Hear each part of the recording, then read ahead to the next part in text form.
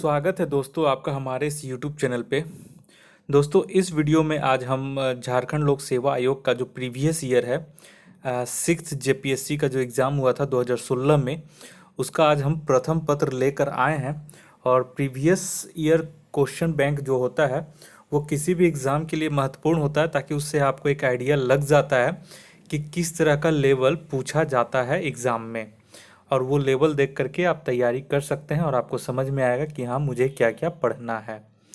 तो चलिए, ये प्रीवियस ईयर क्वेश्चन पेपर है। बहुत सारे छात्र डिमांड कर रहे थे कि सर प्रीवियस ईयर क्वेश्चन पे भी बनाइए, तो ये अभी मैं प्रथम पत्र बना रहा हूँ। उसके बाद फिर मैं द्वितीय पत्र जो होगा सिक्स बीपीएससी जेपीएससी का, उसका भी मैं वीडियो अपलोड करूँगा। तो सबसे पहले देख लेते हैं पेपर वन सिक्स जीपीएससी 2016 का। तो चलिए शुरू करते हैं। पहला क्वेश्चन बोल रहा है कि भारत में हड़प्पा का बृहत स्थल है। तो पहला का सही आंसर हो जाएगा ऑप्शन बी, धौलावीरा। ठीक है। हाँ, यहाँ पे अगर आप लोग को लगता है कि कोई क्वेश्चन का आंसर मैंने गलत बताया है, तो आप लोग कमेंट करके ज़रूर बताइएगा कि सर हाँ ये क्वेश्चन का आपने गलत बताया हो, इसका सही आंसर ये होगा। ठीक है। यहाँ पे कुछ कुछ मिस्टेक अगर होगा तो आप लोग हमें कमेंट करके ज़रूर बताइएगा। तो पहला का हो जाएगा धौलावीरा। ठीक है। दूसरा क्वेश्चन आइए, ऋक वैदिक जनसभा जो न्यायिक कार्यों से संबंधित थी, ठीक है, वो किस तरह से थी, किससे संबंधित थी? तो दूसरा का सही हो जाएगा ऑप्शन ए, सभा। तो ऋक वैदिक जनसभा जो न्यायिक कार्यों से संबंधित थी वो थी सभा। और सभा की उत्पत्ति ऋग्वेद के उत्तर काल में हुई थी। यह वृद्ध यानी कि श्रेष्ठ एवं अभिजात लोगों की संस्था थी। तीसरा क्वेश्चन आइए, यमक बुध पितक से संबंधित है। तो तीसरा का सही हो जाएगा ऑप्शन सी, अभिधम पिटक से। तो यहाँ पे हो जाएगा यमक बुध पिटक अभिधम से संबंधित है। इस पिटक में महात्मा बुद्ध के उपदेशों एवं सिद्धांतों तथा बौद्ध मतों की दार्शनिक व्याख्या की गई है। बौद्ध परंपरा की ऐसी मान्यता है कि इस पिटक का संकलन अशोक के समय में संपन्न तृतीय बौद्ध संगीति में मोगाली पुत्र तिस ने किया था। क्वेश्चन नंबर 4 में आइए। 4 बोल रहा है कि चीनी तीर्थयात्री जिसने 6ठी शताब्दी में भारत दर्शन किया, तो वो कौन था? तो चौथा का इसका सही आंसर हो जाएगा ऑप्शन सी, सुंग यून। ठीक है। और यह करीब 518 ईस्वी में भारत आया और इसने 3 वर्गों की यात्रा में बौद्ध धर्म की प्राप्तियां एकत्रित किया था।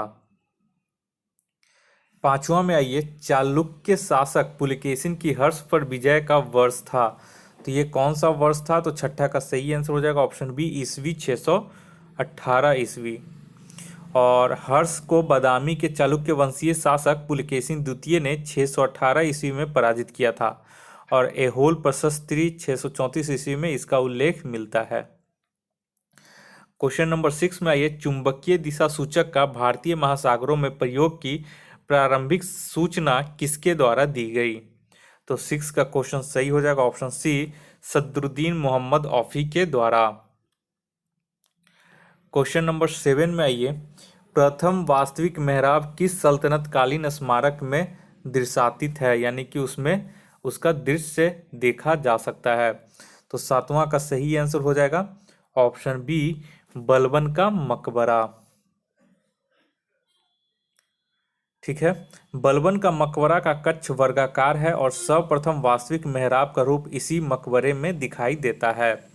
क्वेश्चन नंबर 8 में आइए, अति कट्टरपंथी सूफी संप्रदाय था। तो वो कौन सा सूफी संप्रदाय था जो अति कट्टरपंथी था? तो 8वां का सही हो जाएगा ऑप्शन सी, नक्शबंदी। और नक्शबंदी धर्म की स्थापना ख्वाजा अब्दुल्ला ने की थी। और भारत में इस सिलसिले का प्रचार ख्वाजा बाकी बिल्लाह के शिष्य एवं अकबर के समकालीन शेख अहमद सरहिंदी ने किया था। इस संप्रदाय के लोगों को नक्शबंदी इसलिए कहा गया कि ये लोग आध्यात्मिक तत्वों से संबंधित तरह तरह के नक्शे बनाकर उसमें रंग भरते थे। क्वेश्चन नंबर आइए 9 में, शुद्ध चांदी का रुपया का आविष्कार किसने किया? तो 9 का सही आंसर हो जाएगा ऑप्शन बी, शेरशाह ने।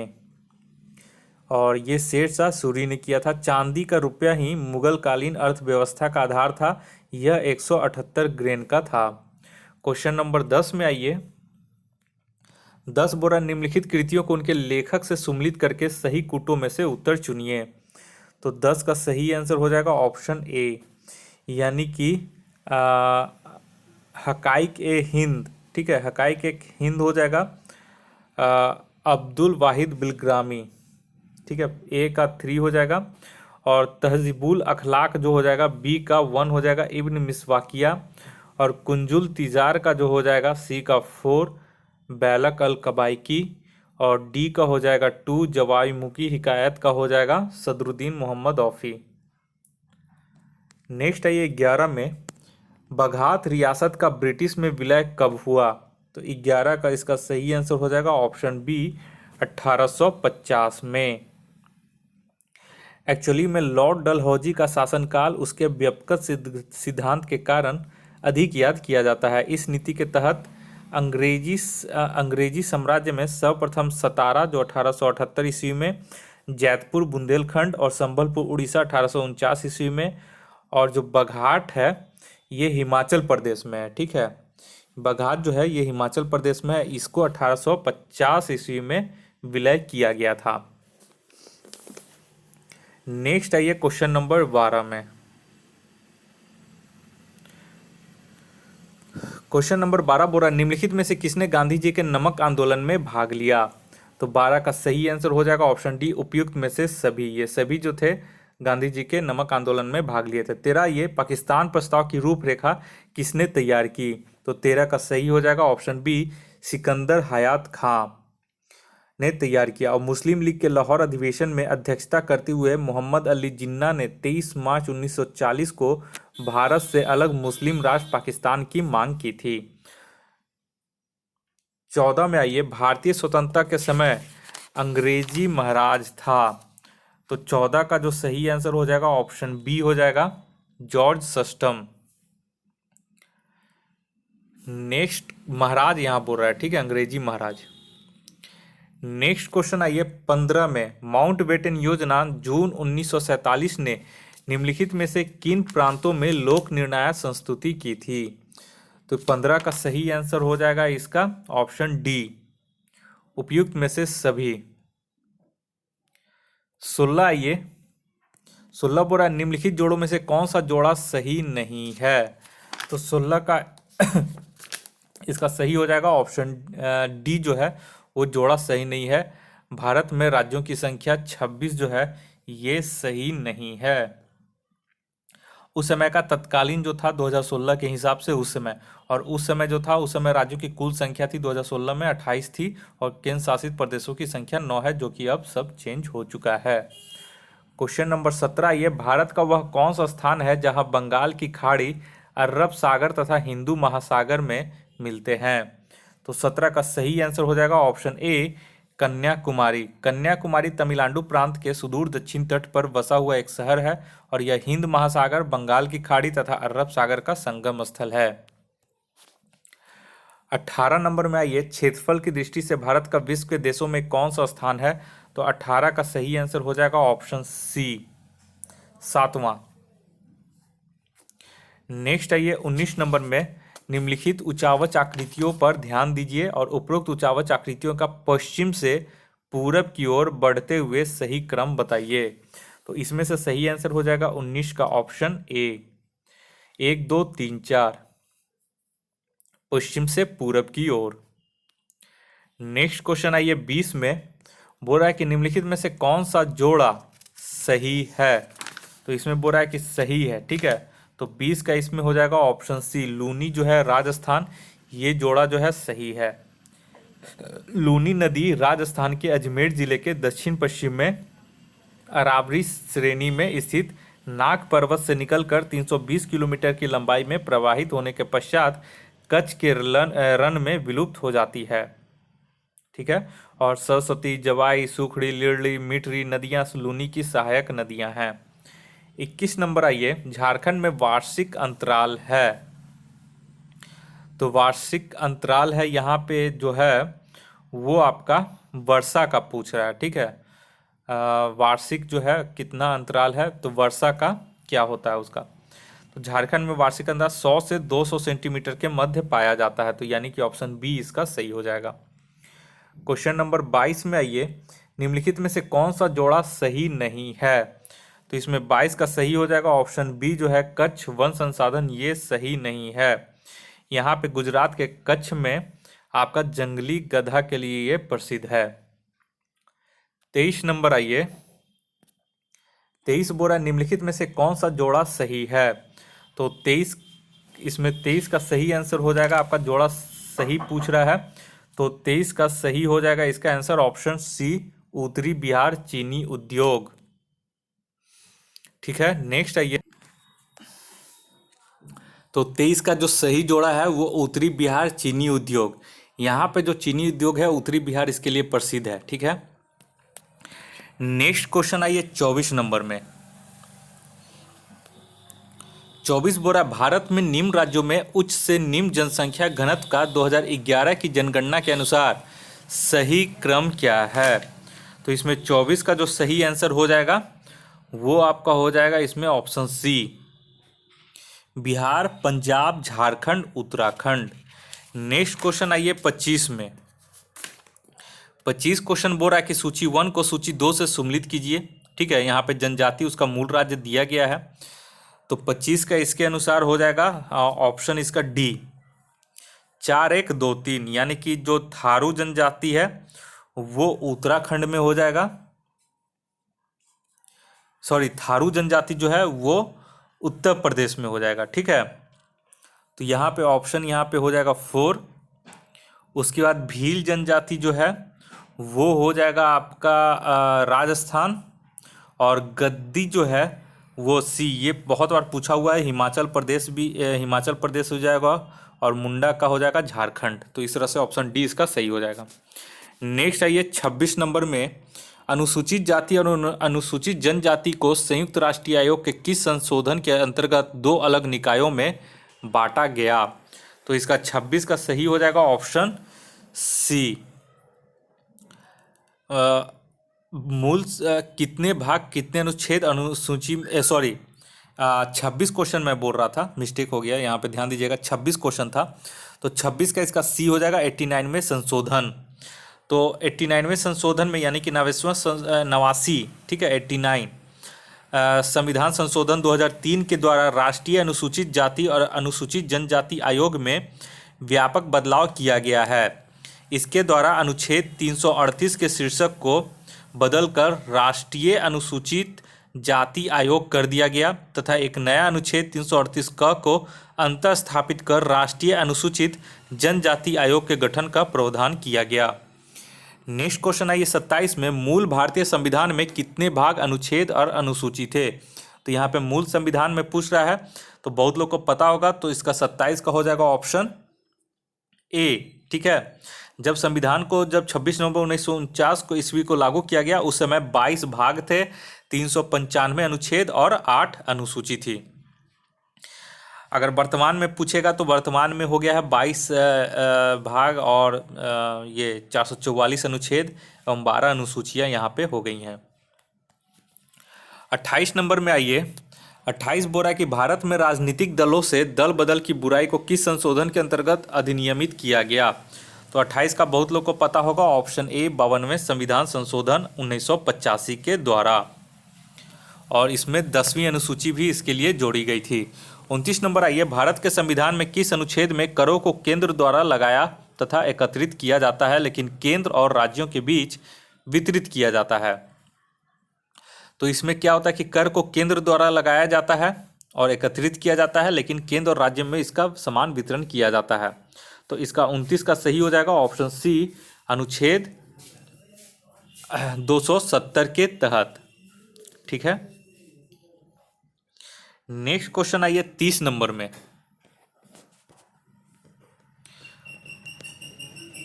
क्वेश्चन नंबर यहाँ 30 बोल रहा है, निम्न में से कौन सुशासन की विशेषता नहीं है। तो क्वेश्चन नंबर 30 का हो जाएगा ऑप्शन डी, लाल फीताशाही। ये जो है ये सुशासन की विशेषता नहीं होती है। 31 आइए, मिथकों और कहावतों के रूप में प्रशासन के सिद्धांतों को किसने अस्वीकार किया। तो 31 का सही आंसर हो जाएगा ऑप्शन ए, हर्बर्ट साइमन ने। नेक्स्ट आइए 32 नंबर में।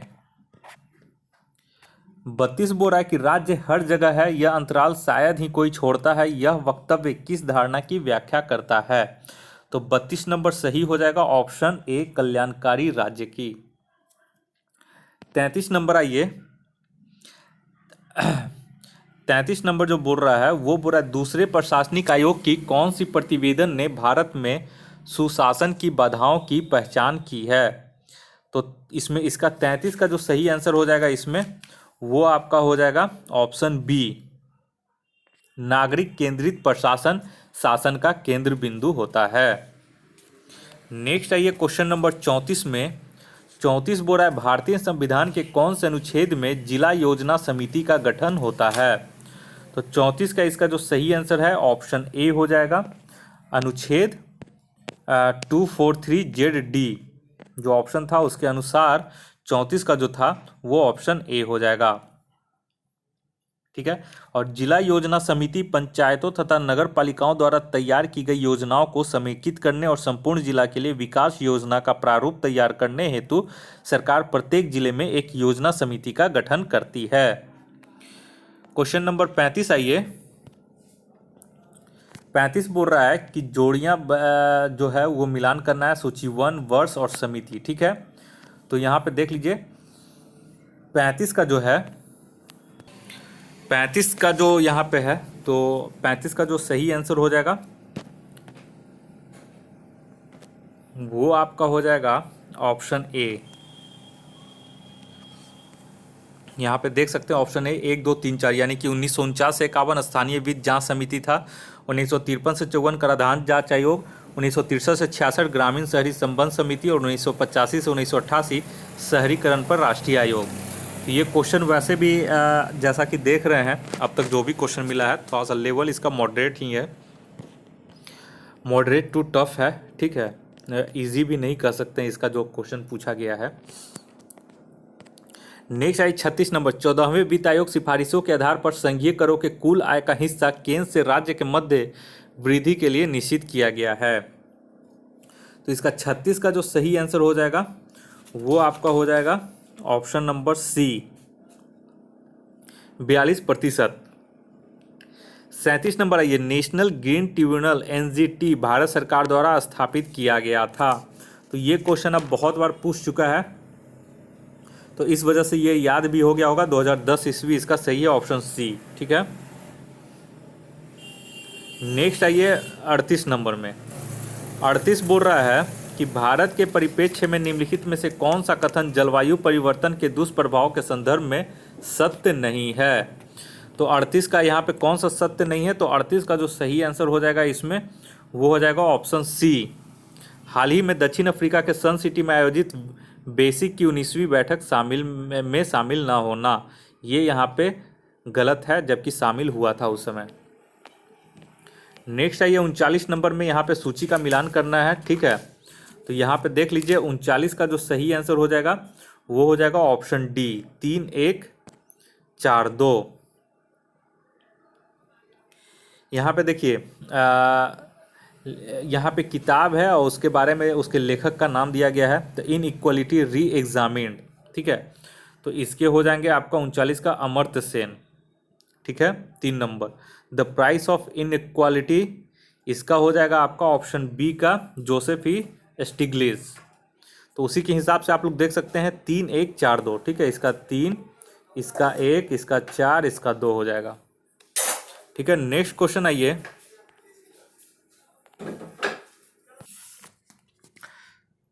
तो यहाँ पे आप देख सकते हैं 39 का जो क्वेश्चन है इसका सही आंसर हो जाएगा ऑप्शन डी, यानी कि ए का 3, बी का 1, सी का 4, डी का 2। नेक्स्ट क्वेश्चन आइए 40 में। 40 नंबर में भी यहाँ पे सूची 1 और सूची 2 का मिलान करना है। यहाँ पे समिति दिया गया है, उससे संबंधित किस क्षेत्र से है वो दिया गया है।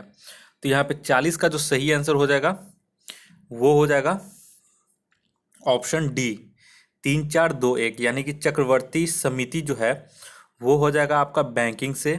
ठीक है। उसके बाद हो जाएगा नरसिम्हन समिति जो होगा वो हो जाएगा आपका वित्तीय सुधार से। और तेंदुलकर समिति, ये सारा समिति जो दिया गया है वो इम्पोर्टेंट है, निर्धनता आकलन से हो जाएगा। और चिलैया समिति कर सुधार से हो जाएगा। ठीक है, नेक्स्ट आइए 41 नंबर। 41 बोल रहा है कि 2004-5 के 61वें NSSO डाटा में निर्धनता आकलन करने के लिए कौन सी विधि अपनाई गई। तो 41 का इसका सही आंसर हो जाएगा जो है ऑप्शन से, वो हो जाएगा इसमें ऑप्शन सी, URM और MRM दोनों। ठीक है, 42 नंबर आइए। 42 बोल रहा है कि राष्ट्रीय खाद्य सुरक्षा कानून के संदर्भ में कौन सा कथन सत्य नहीं है। तो इसमें 42 का इसका सही आंसर हो जाएगा ऑप्शन बी, ये जो है कथन सत्य नहीं है। यह 75% ग्रामीण जनसंख्या और 50% शहरी जनसंख्या को आच्छादित करती है। यह जो है ये गलत है। ठीक है, 43 आइए। राष्ट्रीय विनिर्माण नीति भारत सरकार द्वारा आरंभ की गई थी, तो ये कब की गई थी। तो 43 का इसका सही आंसर हो जाएगा ऑप्शन बी, 2011 में।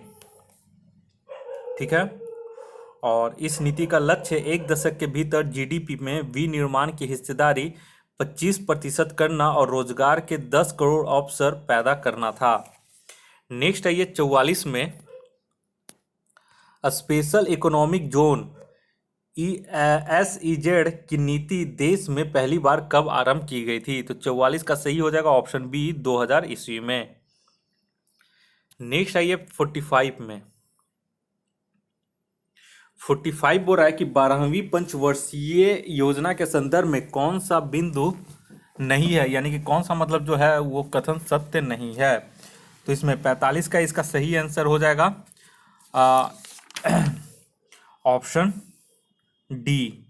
ठीक है, उपरोक्त जो 45 का जो है ऑप्शन डी सही हो जाएगा। उपरोक्त सभी, यानी कि जो भी बिंदु है वो इसमें शामिल नहीं था।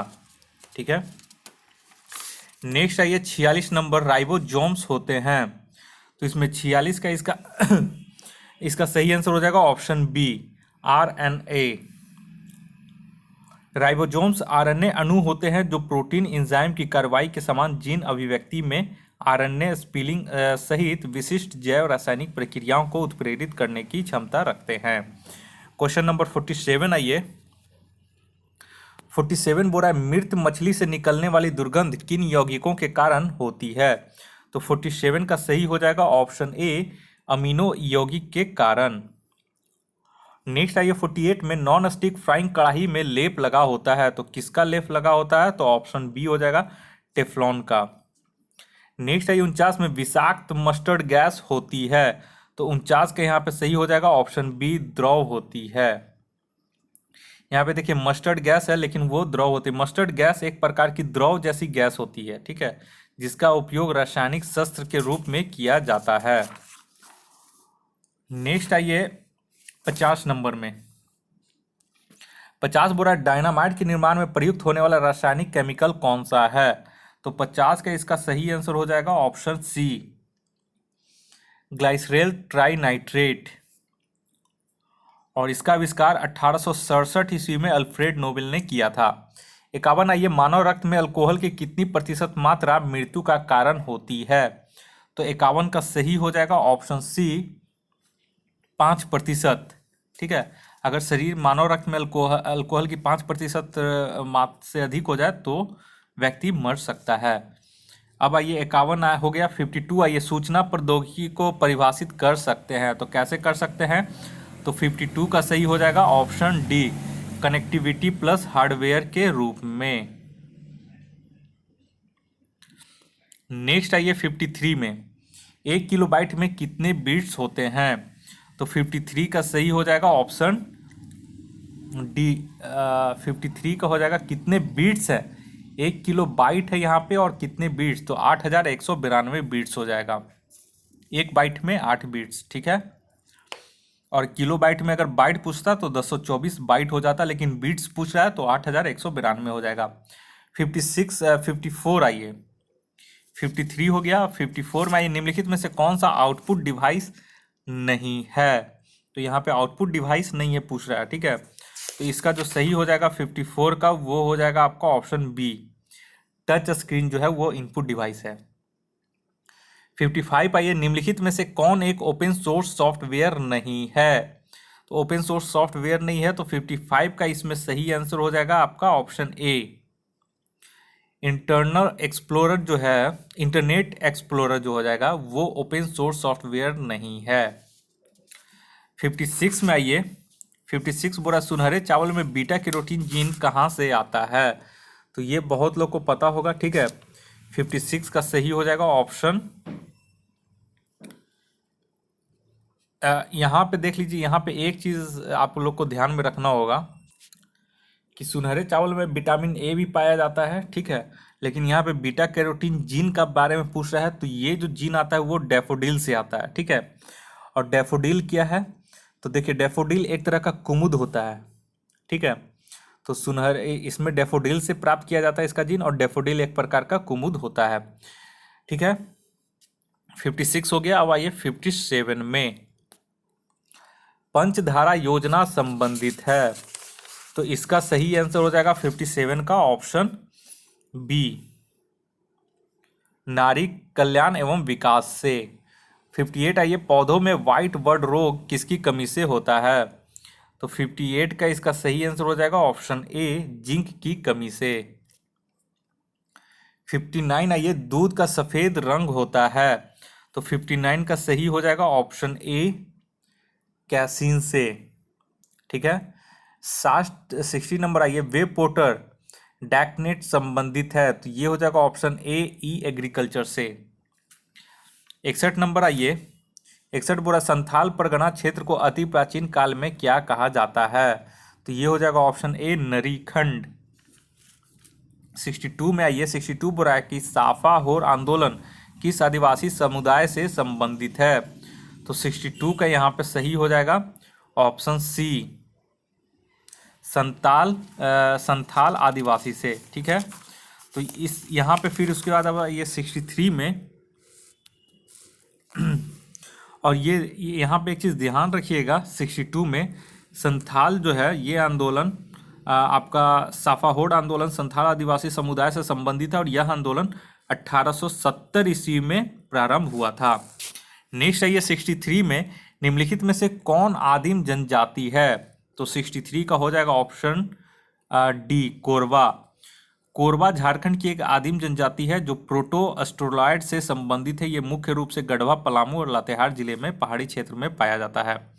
नेक्स्ट है ये 64 नंबर, अंडी और ओपोरतिपी नाम से प्रचलित विवाह किस आदिवासी समुदाय से संबंधित है? तो 64 का सही हो जाएगा ऑप्शन ए, हो समाज से। हो जनजाति लोग का ये इससे 5 प्रकार का उसमें विवाह का वर्णन किया गया है मुख्य रूप से, उसी में अंडी और ओपोरातिपी के नाम से, इसमें ओपोरतिपी नाम से प्रचलित विवाह भी शामिल है। 65 है ये, शासक पूरणमल के द्वारा निम्नलिखित में से किस मंदिर का निर्माण करवाया गया? तो 65 का इसका सही आंसर हो जाएगा ऑप्शन बी, देवघर स्थित शिव मंदिर। तो झारखंड राज्य के देवघर जिले में भगवान शिव का मंदिर स्थित है। इस मंदिर का निर्माण 1514 से 1515 ईस्वी में गिद्धौर के राजा पूरनमल द्वारा करवाया गया था। 66 नंबर आइए, बोल रहा है कि महुआंडार अभ्यारण्य झारखंड के किस जिले में है? तो 66 का सही हो जाएगा ऑप्शन डी, लातेहार में, ठीक है। और इस अभ्यारण्य की स्थापना 1976 ईस्वी में किया गया था। 66 हो गया। अब आइए 67, आजन धाम किस जिले में है? तो 67 का इसका सही आंसर हो जाएगा ऑप्शन ए, गुमला में। नेक्स्ट आइए 68 में, झारखंड निवासी दीप सेन गुप्ता का नाम किस खेल से जुड़ा हुआ है? तो 68 का हो जाएगा ऑप्शन डी, शतरंज से। नेक्स्ट आइए 69 में, 69 बोल रहा है कि खोटा संकलनों का प्रकाशन मेघदूत नाम से किस रचनाकार ने किया है? तो ये इंपॉर्टेंट क्वेश्चन है। तो 69 का सही आंसर हो जाएगा ऑप्शन डी, श्रीनिवास पानुरी ने। और श्रीनिवास पानुरी ने 1950 ईस्वी के आसपास उनके खोटा संकलनों का प्रकाशन मेघदूत नाम से हुआ था। 70 आइए, मुंडा परंपरा का रीसगढ़ किस स्थल से संबंधित है?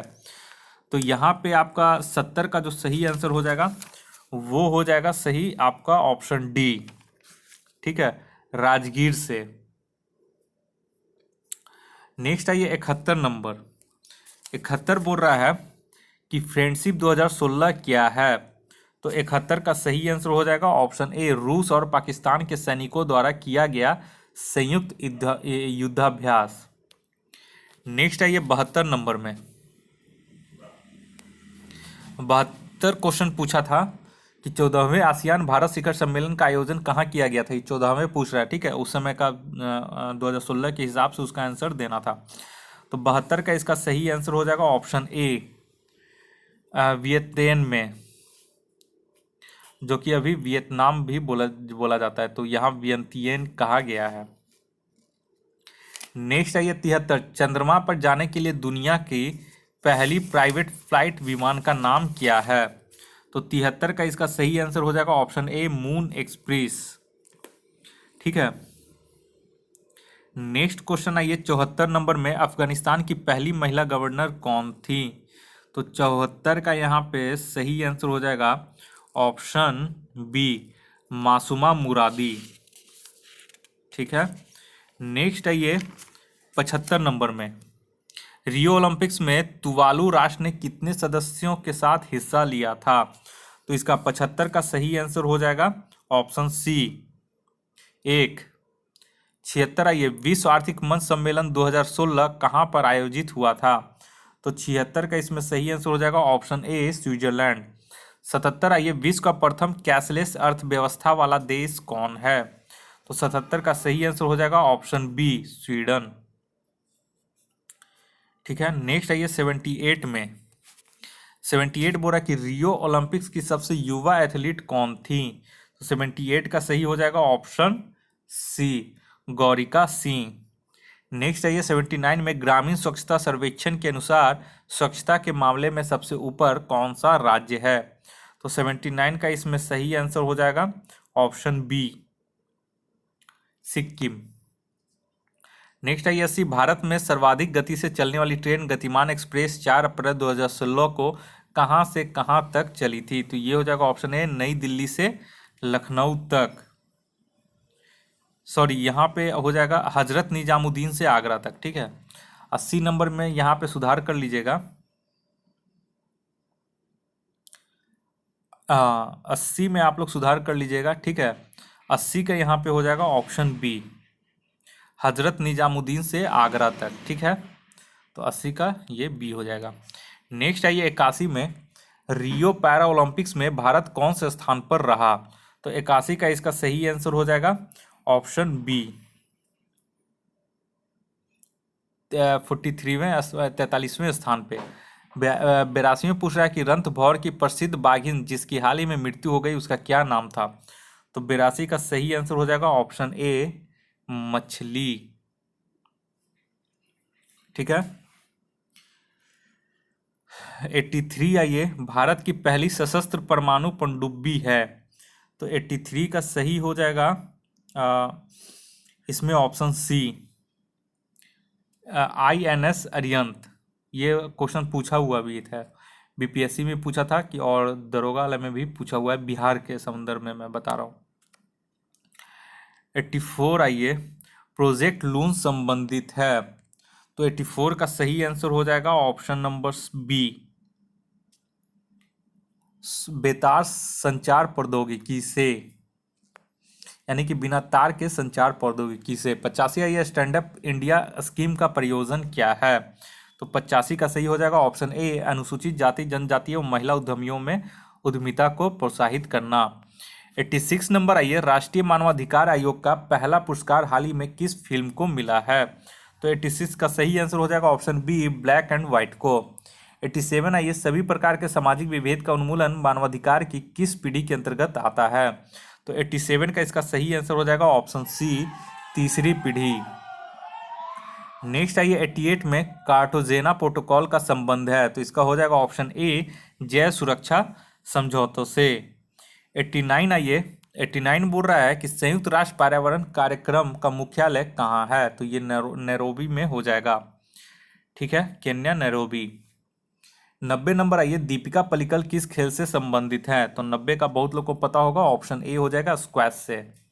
91 आइए, वेलोड्रम किस खेल से संबंधित है, तो ये हो जाएगा ऑप्शन डी साइकिलिंग से।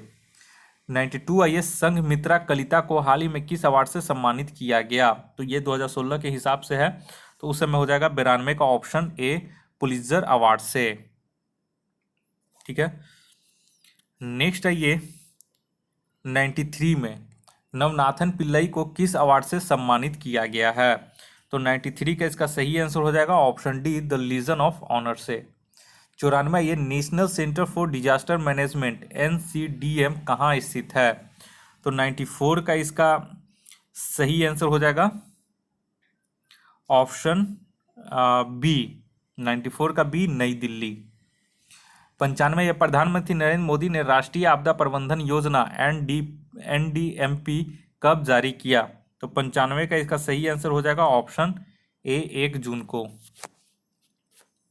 नेक्स्ट आइए 96 नंबर में चक्रीय निर्धन 96 बोल रहा है कि चक्रीय निर्धन वे हैं, तो 96 का सही आंसर हो जाएगा ऑप्शन बी जो निरंतर निर्धन और गैर निर्धन होते रहते हैं। 97 प्रछन्न बेरोजगारी का अर्थ है, तो 97 का जो इसका सही आंसर हो जाएगा ऑप्शन सी हो जाएगा श्रम की सीमांत उत्पादकता शून्य है। ये SSC वगैरह में बहुत पूछा हुआ है। नेक्स्ट है 98 नंबर में बोल रहा है कि राजीव आवास योजना जो 2011 में शुरू की गई थी उसे कब तक के लिए विस्तारित किया गया है, तो 98 का सही हो जाएगा ऑप्शन डी 2022 तक के लिए। 99 नंबर आइए 2016 को संयुक्त राष्ट्र संघ के द्वारा किस रूप में मनाया जा रहा है, तो 99 नंबर हो जाएगा ऑप्शन नंबर डी अंतर्राष्ट्रीय दलहन वर्ष। 100 नंबर आइए यूनेस्को का 195वां सदस्य कौन है, तो 100 नंबर का हो जाएगा ऑप्शन ए पालिस्तीन। तो इस तरह से आपका दोस्तों ये पेपर 1 हो गया, 6 JPSC में पूछा गया था, और आप लोग भी देख सकते हैं कि किस तरह का क्वेश्चन यहाँ पे लेवल था इसका। ठीक है, अब इसका जो है 6 JPSC का जो पेपर 2 का जो पूछा गया था उसका भी मैं बहुत जल्द क्वेश्चन और उसका आंसर लेकर आऊँगा प्रीवियस ईयर का। ठीक है, तो आप लोग को इसी के हिसाब से तैयारी करना होगा, और जो भी प्रैक्टिस सेट मैंने प्रीवियस वीडियो में बताया है वो लोग आपको अगर आप लोग को मिलता है तो वो लोग आप लोग खरीद लें, और अगर आप चाहते हैं कि मैं इस टेस्ट सीरीज़ को कंटिन्यू करूं तो आप लोग कमेंट करके ज़रूर हमें बताएं। इस वीडियो को देखने के लिए आप लोग का बहुत बहुत शुक्रिया। आपका दिन मंगलमय हो। धन्यवाद।